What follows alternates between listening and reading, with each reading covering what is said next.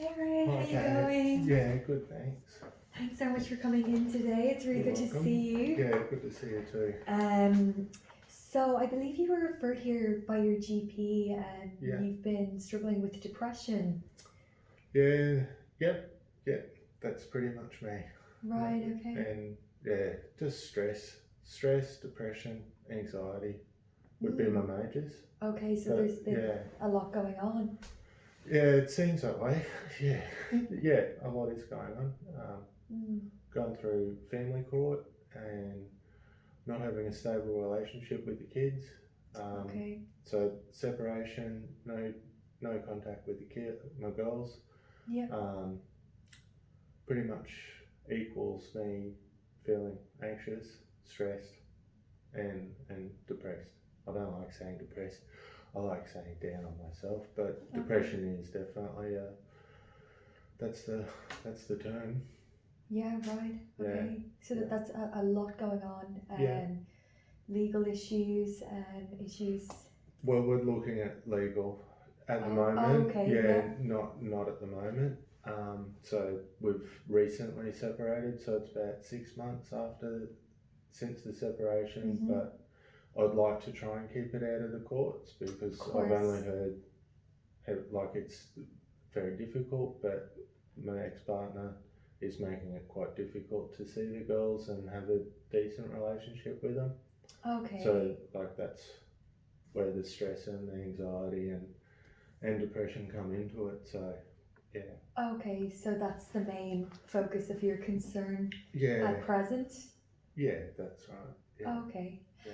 And I suppose I'm just wondering how long this has kind of been going on, you know, when you started feeling this depression, anxiety. Does it stretch back a long time or is this all quite recent? No, like very circumstantial. So prior to the separation, relatively stable. You know, like there was the lifestyle differences that caused the separation between me and my ex-partner. But as a whole, I felt pretty good. So it's the just that separation that's really ignited all those things. Yeah. The anxiety, depression, and stress. Wow. Okay. Yeah. So this has all been a lot to deal with and take on in the last 6 months. Yeah. And I can't really see any light at the end of the tunnel. So I just feel completely swamped by it all. Okay. Wow. Yeah. So you're feeling that sense of hopelessness at the moment. Complete defeat. Absolute defeat. Yeah. Well, I'm glad you've reached out for help and we can start looking at some of these things and the therapy, as we discussed on the phone, that we're going to be looking at using is cognitive behavioral therapy. Yeah. And just to kind of look at some of the thinking that goes into the way you're feeling. Not overly familiar with cognitive. What did you call it? Cognitive behavioral therapy. Yeah.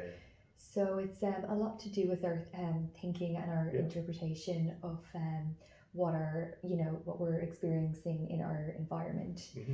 But we will get into that a little bit later. I'd just like to, at the moment, gather a bit more information about where you're at.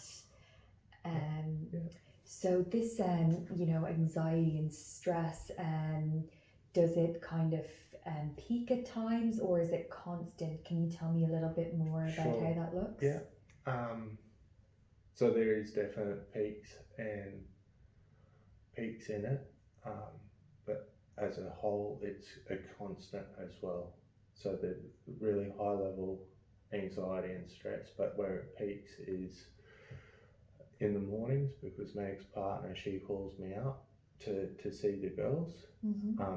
Prior to that phone call, I'm extremely anxious, pacing around, not very clear thoughts, trying to level myself out, but I just can't. I just feel like a mouse on a like a little runner. Yes. Just going nowhere, really high energy, but can't stabilize myself at all. My eating is terrible. Yes. So I have an appetite, but I just can't put any food in as well. So that's one point of like a heightened level of anxiety. The next point, which is more consistent, and it's prior to going to sleep. So my head's very chatty, trying to backtrack and figure out where it went wrong. What can I do to move forward? More so, how can we move forward with a decent kind of progression, amicable outcome? How can I get to see my girls? Yes. That kind of stuff. And so that it's not really a peak, but it's definitely a strong theme at night. So it's very difficult to go to sleep. Wow. Yeah. Oh gosh. Yeah, sucks. Yeah, there's definitely I can imagine that's extremely difficult, and I suppose affecting you physically, as you mentioned, and you're eating, you're high energy in the morning, but then struggling to sleep again at night. It does settle when that phone call occurs. Okay. So it's that post unpredictability, because sometimes I do get to see the girls. Ex-partner says let's meet up and go to the park, but then there's other days that she doesn't. Okay. So like that's a contributor. Yeah. So that uncertainty is really, I find it very difficult. Yeah. Okay. Because I was going to ask you, you know, when you wake up in the morning and you're, you know, you're anticipating this phone call, the thoughts. Can you tell me more about the thoughts? What you're thinking?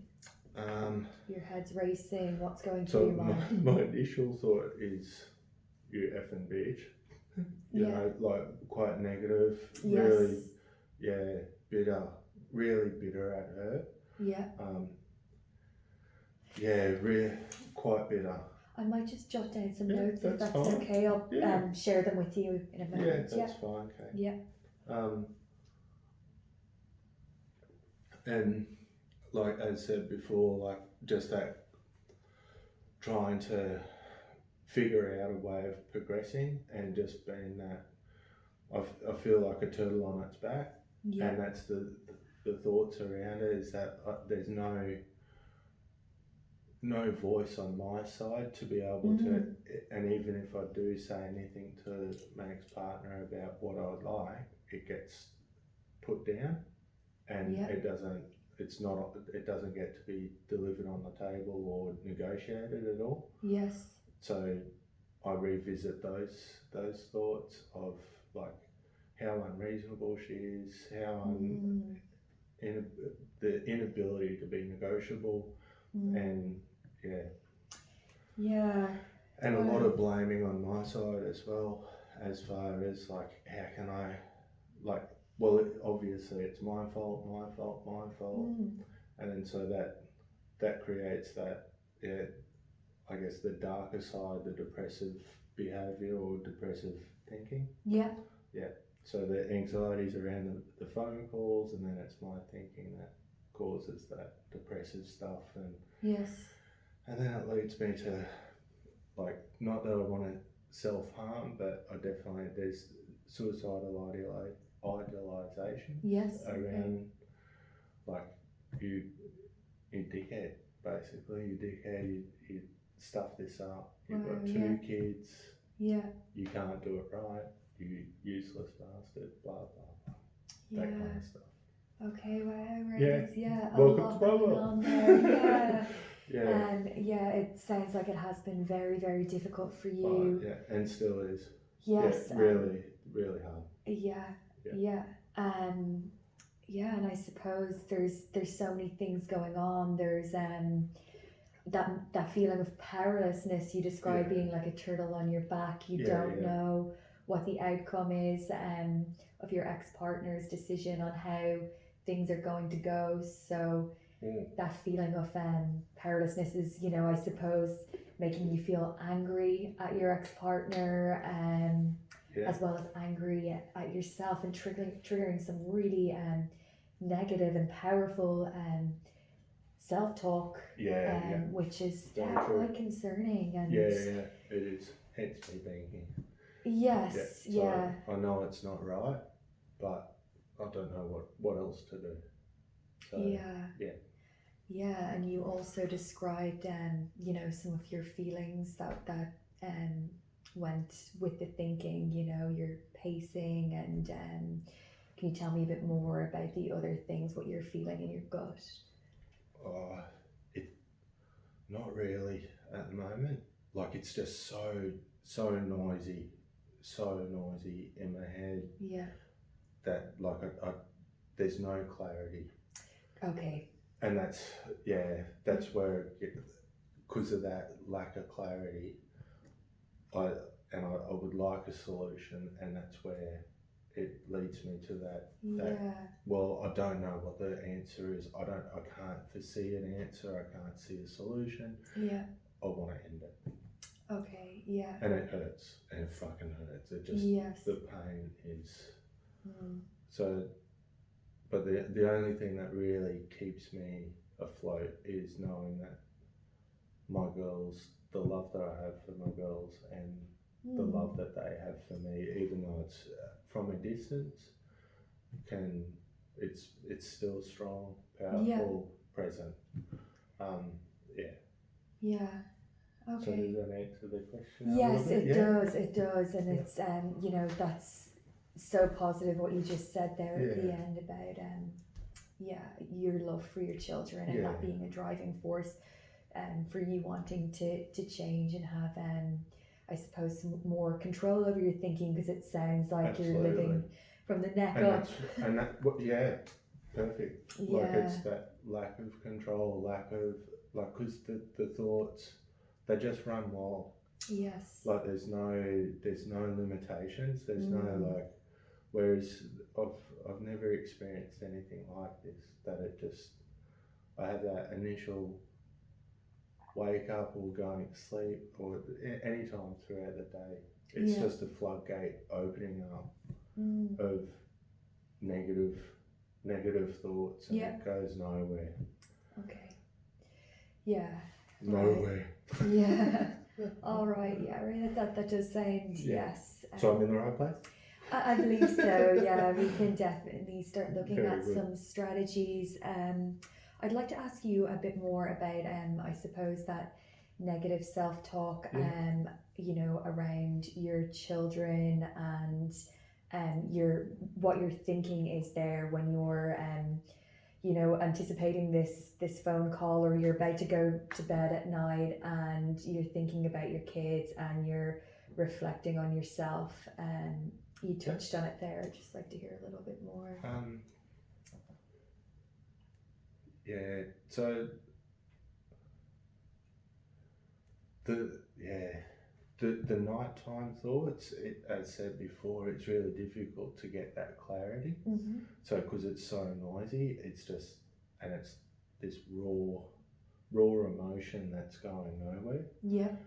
So that I can't really give clarity around, but in the morning, when I'm just about to receive that phone call, like, it's, well, I hope I'm going to do well. I hope it's like as if I'm always under the microscope, and that's the kind of thinking that I have, is that I need to present myself flawlessly. I can't stuff up in any way. Otherwise, the outcome, I won't get to see my girls. So it's that really critical, really judgmental. Yes. And as you, like, it was a good word, that powerless. I was very I feel powerless, like turtle on its back. Yes, yeah. So when I'm sorry, I can't give that much clarity around the thinking. Like, it's just so noisy.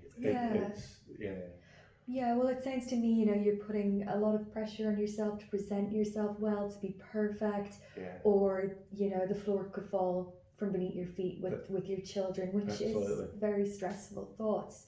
So that maybe leads me to think, correct me if I'm wrong, that maybe sometimes you don't feel like you're good enough as a father, and that as you are, just might not be enough in your current circumstance. Would that be right in saying? To a degree. Mm-hmm. So that's how my thinking is based on when I take my ex-partner's perspective. That's the kind of dialogue that comes through, and it's like I feel very bipolaric at the moment as well, because there's so many voices in my head.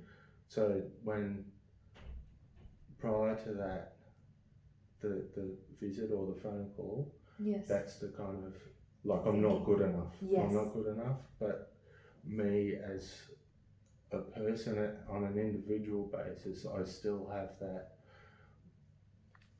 like just a capacity to say no, I am a good father, because I can draw on those like post experiences with my girls that I've gone, well, no, we get along well. So as far as me and the girls go, I can see that. I can see that I'm a good dad.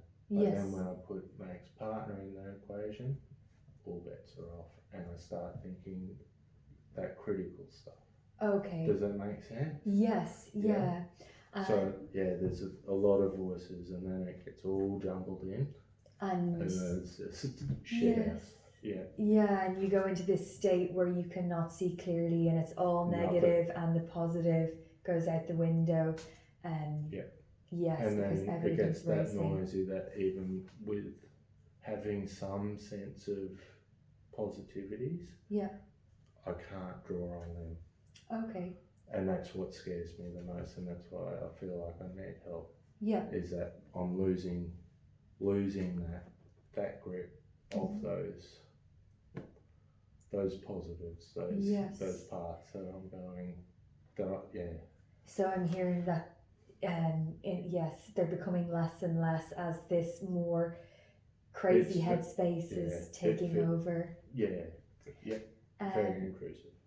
Right, okay. And how frequent are these phone calls? Morning. Every morning. Each morning. So it's, Yeah. Okay. Hard. Yeah, well, I'd like to try a little exercise with you if you don't mind. So as I said before, a bit about cognitive behavioural therapy. It's the concept that these automatic thoughts that we've just been speaking about that jump into our heads before we have time to assess them or think of any other option, that sometimes they can be a bit distorted, and they're not always helpful or correct. So sometimes we like to put them on trial. Just to question them a little bit, and maybe look at some evidence against them, and maybe get more of a rounded perspective of where we're at. It sounds like you already have touched on that before, maybe accidentally, by mentioning that you've seen positives in yourself as a father, but when this thinking goes crazy in the mornings, that can sometimes go out the window. More often than not at the moment. So there's it definitely sounds tough. So I'm wondering if we do this little exercise, and maybe you can take it. So what we will say we'll do. So we'll actually just do it here with our notes. So we're going to gather some evidence on this page. For and against. All right. So the belief is, I am not a good enough father. Would that be correct in saying? Is that the main thought? Well, that's when I take on that leash or my ex-partner's perspective. So and that's getting louder and louder. That makes sense.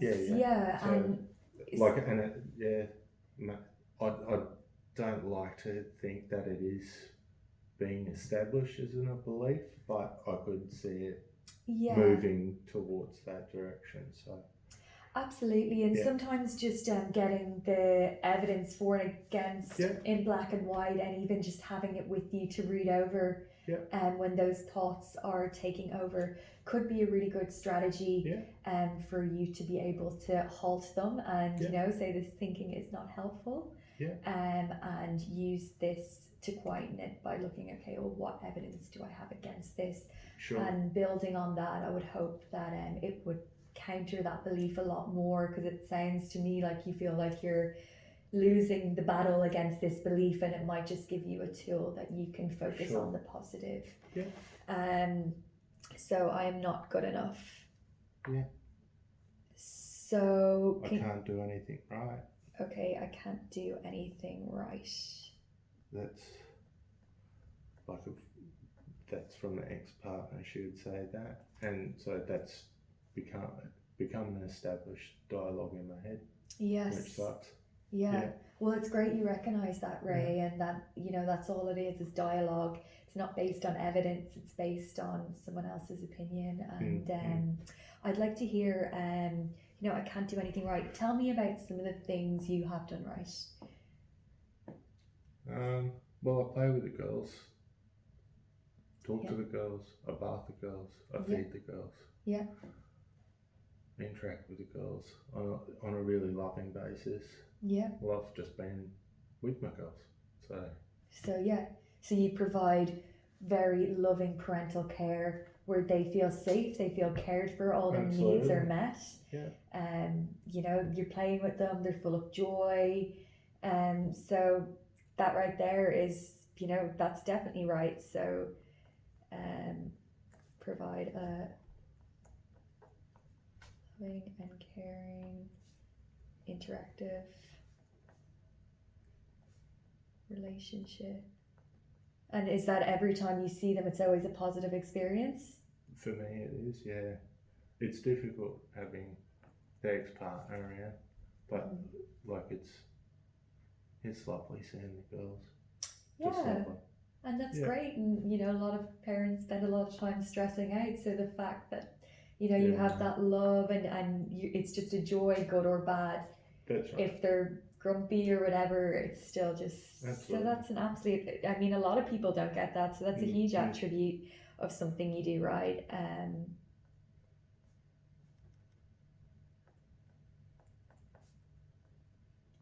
And what are some of the other things you think you can do right? Tie shoelaces. Say... I don't know, that's a tough one. I might have to get back to you on that one. Yeah, well it is. Yeah, at the moment, like I said, I don't, it's a struggle for me to recognise anything that is good. So they're the things that I'm holding on to. Yes. Those mentioned things. Yeah. But, and I feel like they're sliding, so. Yeah. Well, there's something, you know, this is our first session together, but there's something that's already really stood out to me that is a huge strength that you mentioned is consistency. Yeah. You consistently are there for that phone call every day. Yeah. You're consistently available for them, is that correct in saying? Yeah. And that's huge. Yeah. So that's a great strength. That's something you do right. You know, you're not missing anything and you're doing everything you can do for this situation to work. Am I correct in saying that? I'd like to think that I am, like, and that's part of that bipolar kind of dialogue, that I feel like I'm putting all this effort in to be okay with that progression for the separation and moving forward with receiving that phone call and then leaving it up to my ex-partner if she wants to allow me to see the girls or not. And just putting all that effort in. Yeah. But there's a lot of anxiety around, well, am I performing correctly in her eyes? Okay. And if that performance isn't up to speed for her, then I'm going to fail. And okay. Not that has really occurred, as like there's no real evidence or anything, any strong thing. It's just that it's real fear-based stuff that I don't want to stuff up. Yes, yeah. So yeah, you feel like you're kind of under the pressure. Yes, I'm definitely hearing that, and it is a very difficult situation, again, feeling that powerlessness. But I think, you know, taking the action and coming here today and taking all the actions you've spoken about in terms of your relationship with your children, and thus far, they're all really positive things. And, you know, we can't, you know, do everything perfect all the time, and to have that expectation of ourselves, we can never feel consistently That's definitely a filled. good take-home message. Yeah. I can't be perfect all the time, because that's definitely part of the equation. Yes. Yeah. And it can sometimes then feed into that negative when we're trying to meet an impossible expectation of ourselves. Yeah. We're kind of sometimes setting ourselves up for failure. So it's definitely something I'd like to explore more with you in our next session. Sure. I think we can come up with some more good strategies and look at how that thinking is affecting your behaviors, and then the outcomes is another way we look at CBT. Okay. Yes. Yeah, so yeah. It's just our thinking. So when you're talking about the action or the outcomes, did you say? Yes. Yeah. So what the thinking creates with my outcome. So is that Yeah. So we call it kind of the ABC model, and it's how our an activating event. Yeah. So getting a phone call and something said, the different thoughts. So somebody might say, "Oh, I'm not having a good day," to you on the phone, and you might take that as, I've done something wrong, I haven't been perfect. Yeah. And then so I might take it a bit too personally. Then because of that belief, the consequences, you're going to feel down, you're going to feel that depression, that anxiety. Or we could go back and listen to the message on the phone as well. I'm not feeling very well today. And you might think, oh, well, it is flu season, that's no good that she's feeling unwell. And then our outcome is just feeling maybe compassion or sympathy. So that's a very broad kind of example. I understand what you're saying. But it can be beneficial, and we will get into that a little bit more later. Just to kind of I suppose become more aware of how our thinking affects our outcome, and thus affects our lives and how we live them. Very good. So there's definitely a lot we can do, and I'm hopeful that we can look at turning some thoughts, some thinking patterns around from you. That'd be good. It'll be really good to see you again next week. Yeah, thanks, Kate. All right, thank you so much. Yeah. Bye. Bye.